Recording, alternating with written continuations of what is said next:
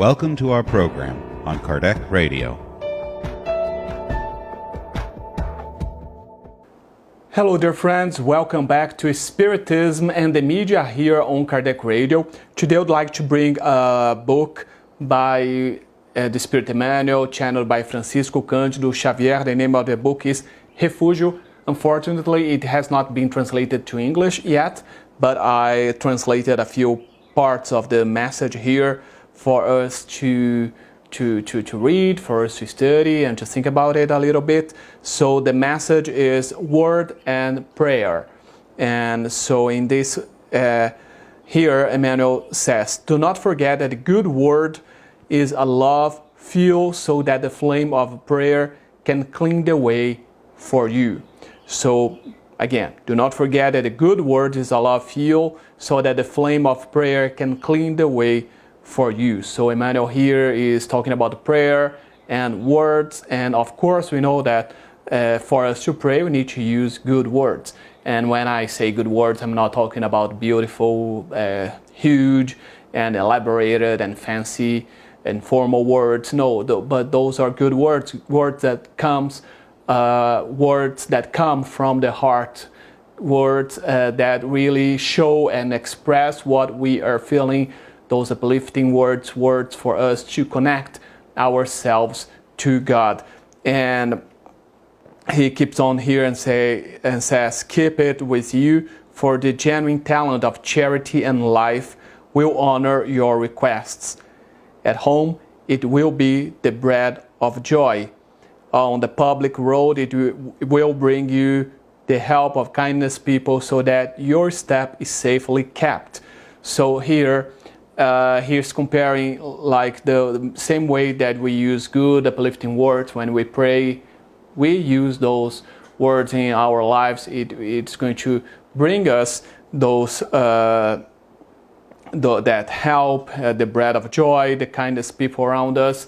Because we already saw here before, we studied here before, that when we are sending those good words, we are elevating our thoughts, we are elevating our vibrations, and we are connecting ourselves to persons and to situations, to spirits on the same vibration as us. So that's why if we send those good words to people around us, so if we are here and we are sending those good words, receiving those good words, we are creating an environment that we will have those higher vibrations within us and around us.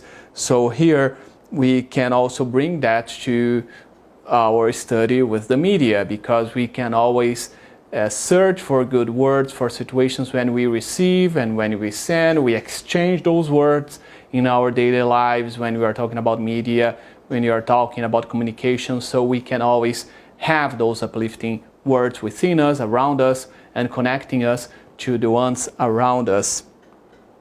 And Emmanuel also says, remember that the edifying word will always be the alms of your thought and your mouth, benefiting the path you walk on, and whether teaching in assemblies or talking in private, omit any image of the evil for good to reign pure. So here, no matter if we are only alone with ourselves or we are talking on public, we are giving a lecture, a speech, we are here online, on YouTube, Facebook, on TV, on radio, no matter where we are, let's try always to have those good images within us, those good words, and avoid those evil ones, even when we are alone, because we know that, as Paul of Tarsus said, we have witnesses always around us, like the witnesses of spirits. We are always connecting ourselves